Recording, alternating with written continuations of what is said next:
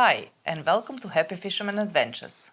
I hope, I dream, I wish to catch a big fish, and I do it when I can. I'm a happy fisherman, and I do it when I can. I'm a happy fisherman.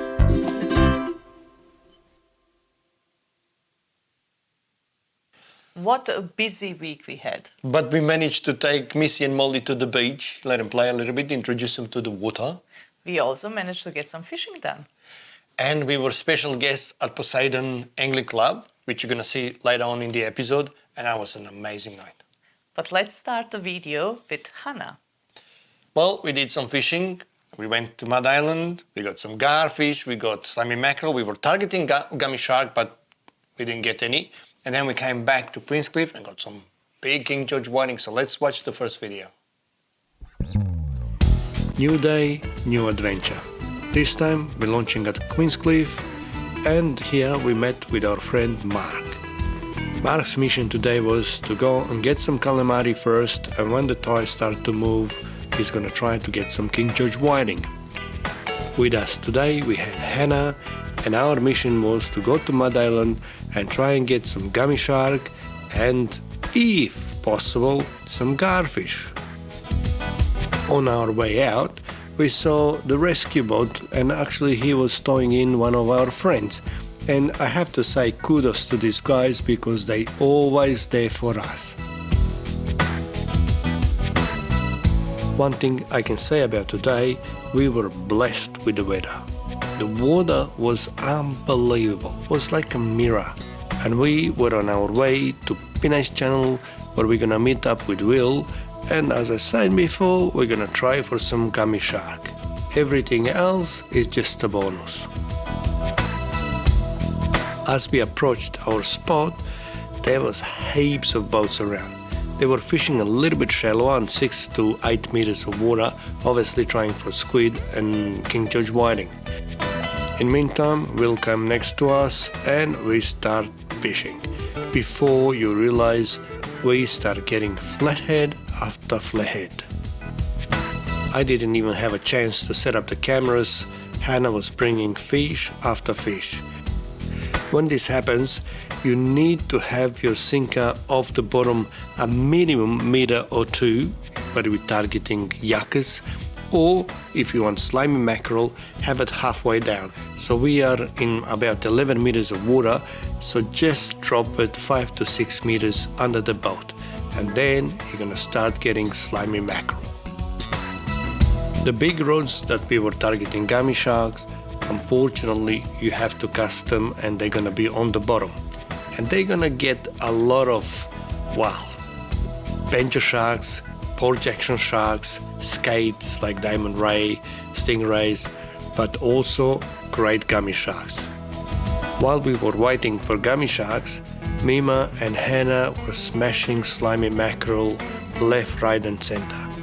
This fish is actually a great fighter on a light rod.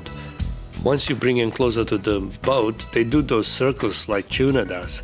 But you have to be very careful because they can make some mess out of your other rods, because sometimes they go over your lines and they tangle everything. That can be very painful.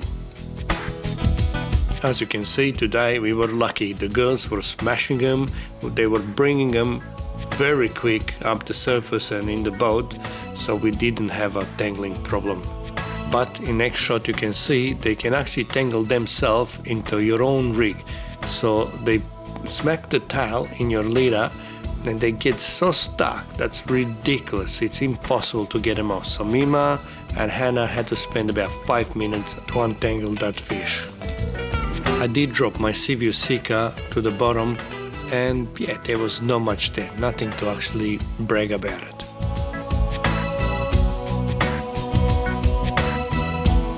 As far as the slimy action, they never stopped. It was consistent action.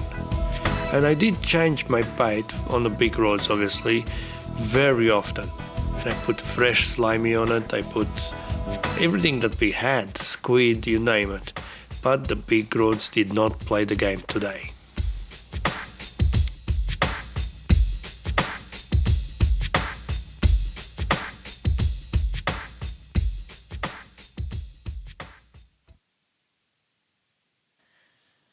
As you saw in the first video, there were slimy mackerel everywhere.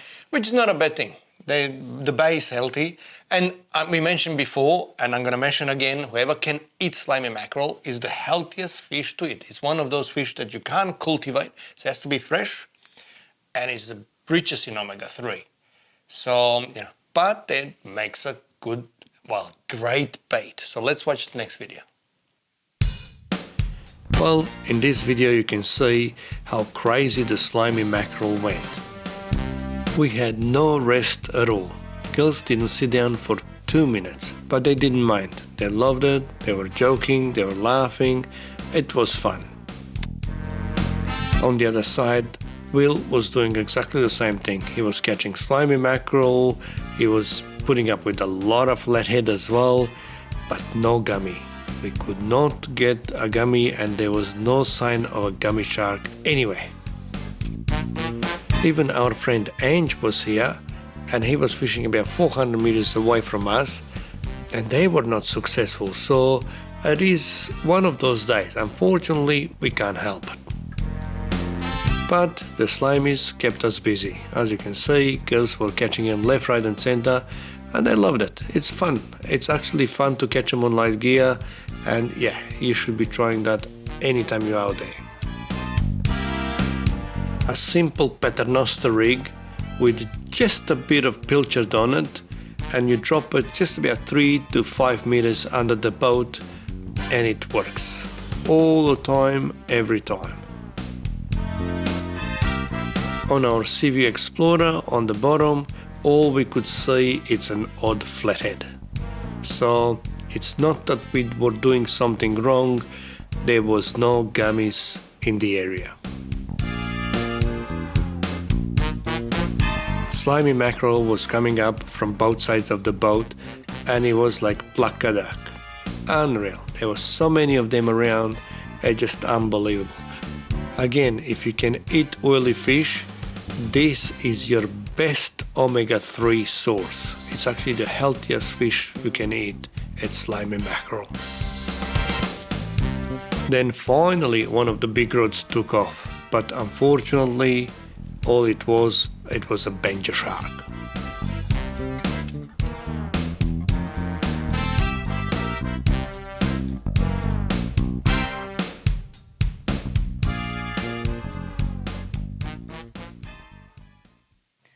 Well, we tried hard for the gummy, but once we were on the change of the tide, the garfish came in. That was awesome to get him. We managed to get one flathead. We actually used the flathead fillet. Yep. So we used the flathead flesh to get garfish. So let's watch the next video. More and more boats were coming around, but in meantime, Will decided he had enough and he was heading home. As he left, in no time, garfish popped up. It was a slack tide and this was our plan B. That put a smile on our face. This was Hannah's first garfish and Mima told her how finicky they are and how it's not easy to catch them, but they managed to catch them no problems. In meantime, the slimy mackerel never stopped. So it was hard to get garfish because slimy mackerel would even come all the way to the surface.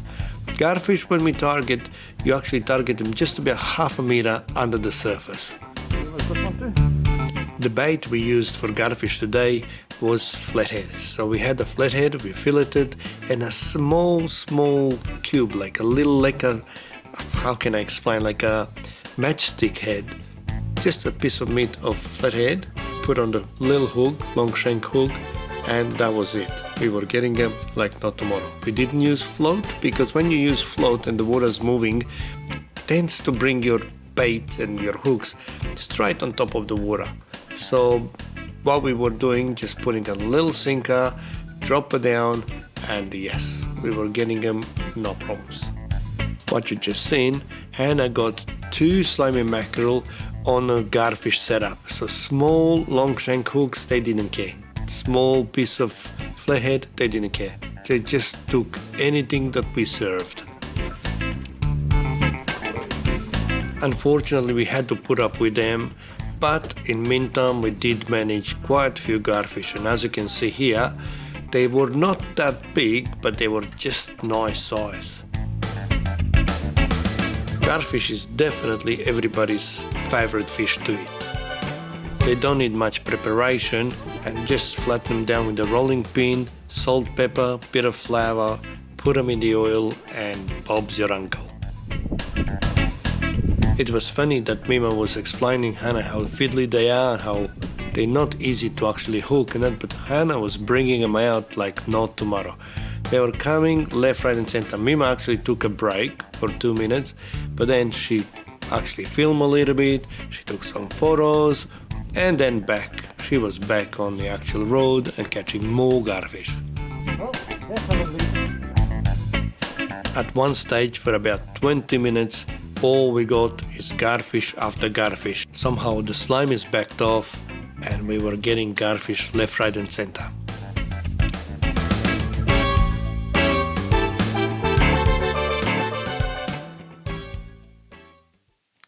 Well, we did a little bit more fishing, but on the way back home, we decided to make another stop, and we stopped at Queenscliff. So, And what a stop! what happened?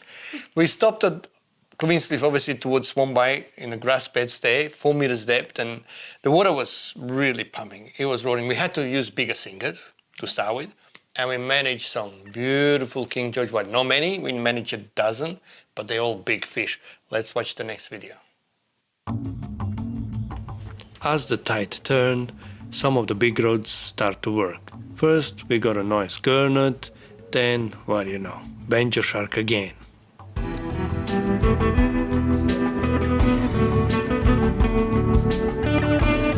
Unfortunately, we couldn't get a gummy shark today. We were still getting some more garfish and that, but it was time to slowly pack up and go. In the meantime, I went just up the squid grounds where I met with my friend Brett, and Brett and Cooper had a nice 80 centimeters snapper on board.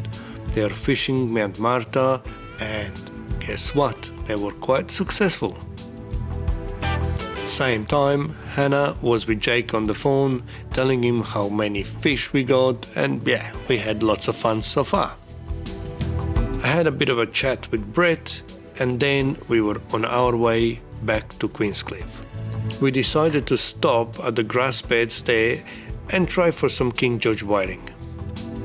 Mark also just came past.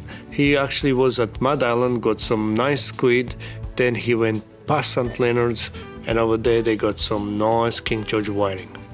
While I was talking to Mark, Hannah was already on a fish. This time was a really good King George whiting. And in this area, King George whiting are big. They're nice size. I mean 38 to 45 centimeters. And that for Port Phillip Bay, it is a nice fish. There were not many fish in this area, but they were big. As we were approaching the sunset, there was more and more fish coming up. So we were happy. We could not complain. Best bait, it was pilchard, and we backed it up with a bit of squid or a little bit of PP just for second chance, I believe. The honey hole Mima found was about 20 meters behind the boat. So she had to cast a long way to get to the King George whiting, but they were there and they were consistent. So we managed quite a few very quick. Comparing this to Leopold, which we fished just a week before, we did not have to put one fish back. When we fished the Leopold, me and Ovi, out of 50 fish, I think we kept 8. This time, every single fish was a nice fish. Saying that, we did get an odd flathead as well. Then, in no time, Hannah found a pocket just behind the boat and she started getting them left, right and center. We were cold and we wanted to go home, but King George started and we said, okay, let's get a few and then we're gonna pack up and go. Another cast, last cast, one more cast. It was cast after cast and fish after fish. So yeah, we were happy. Fair to say, while the girls were getting the fish, I was making sure I'll get the salad. As you can see here, the grass here is huge. If you don't have a decent leader and decent line, minimum 10-pound line, it's gonna break everything. Then we packed up all the rods out and we were putting the fish in the scaler bag. Pima was still getting whiting after whiting. So at one stage we had to stop her. And then I made the last cast and that worked as well, so we got another one. Well, at this stage we had a dozen fish. It was time to pack up, put them in the scaler bag and get out of here because it was really, really cold. What can I say? Another great adventure with our friends and yeah, another beautiful day on the water.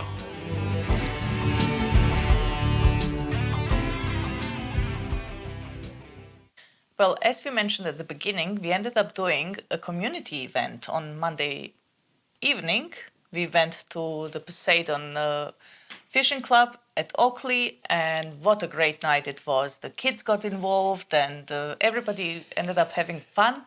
I enjoyed it personally.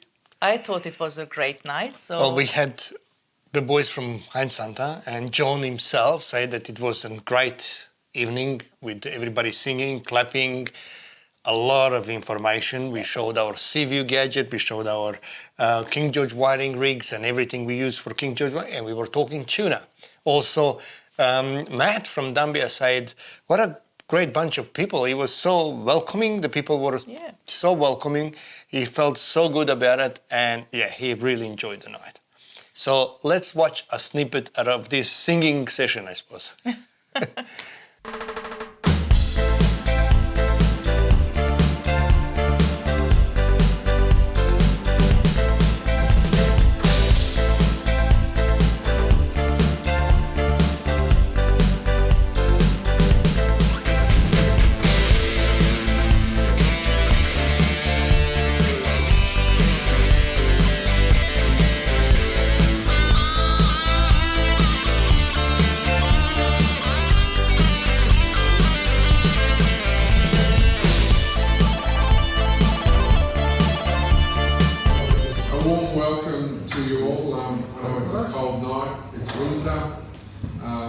It's great to see a really nice turnout of fishers, people that enjoy what we love.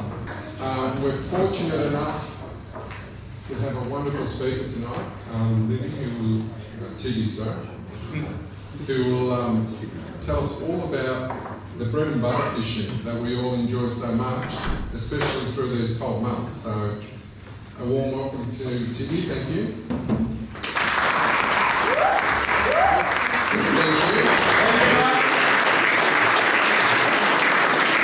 Thank you guys. All right, I think we should start with a song. What do you guys say? Now we got some helpers. What are they? Yeah, come on. Come on. I got the best band in the world. Here we go.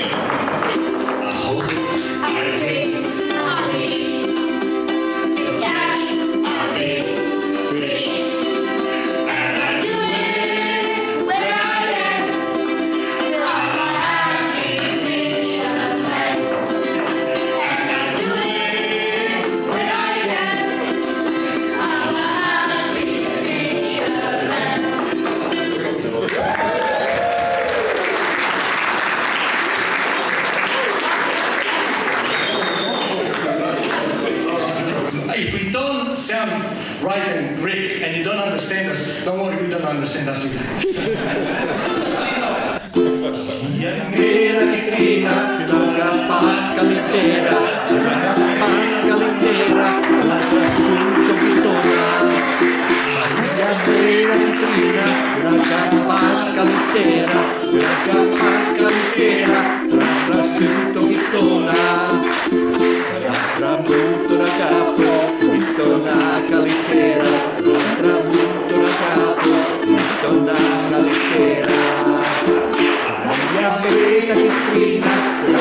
pascalitera, un'altra pascalitera, un'altra prosciutto pittona.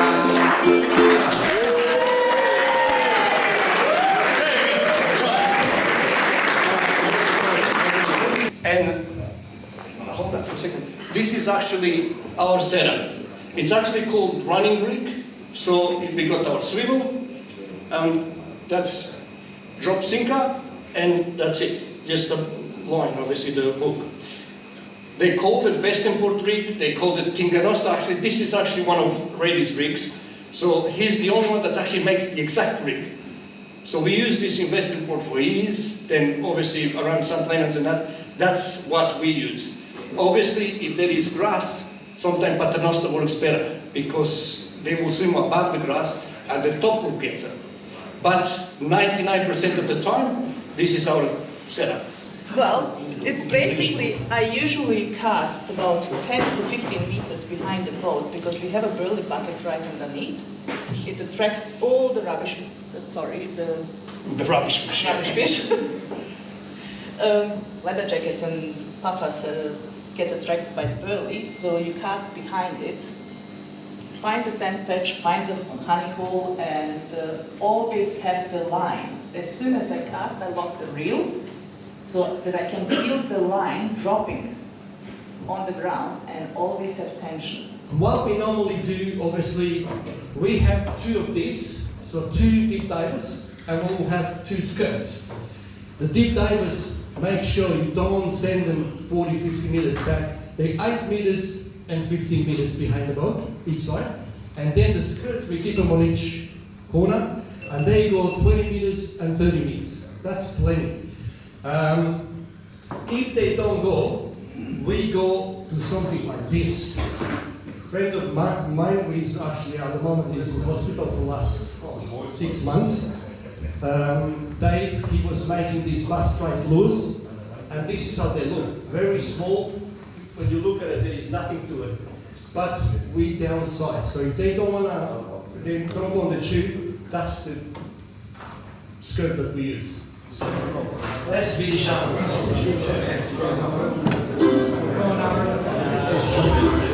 drink, I fish, catch, I bait, fish, and I do it when I can. I'm a happy fisherman, and I do it when I can. I'm a happy fisherman.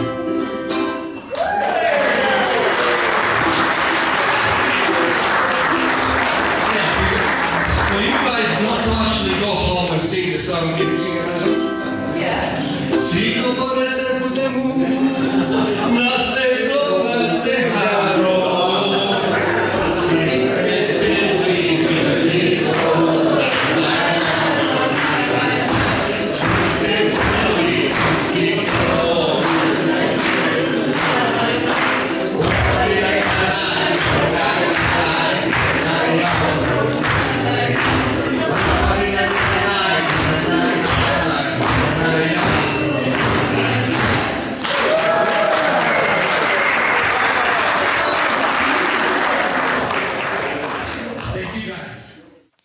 Well, guys, thanks again for your support. People that purchase our t-shirt, our hoodies. We got a new hoodie, actually. It's our t-shirt with a hoodie now. So you can actually put it even over your cap, cover your ears, cover your neck. They're actually awesome. Thanks again. And once again, thank you for watching. If you enjoy our show, please subscribe to our YouTube channel and we will see you next time. I hope, I dream, I wish to catch a big fish. And I do it when I can. I'm a happy fisherman. And I do it when I can. I'm a happy fisherman.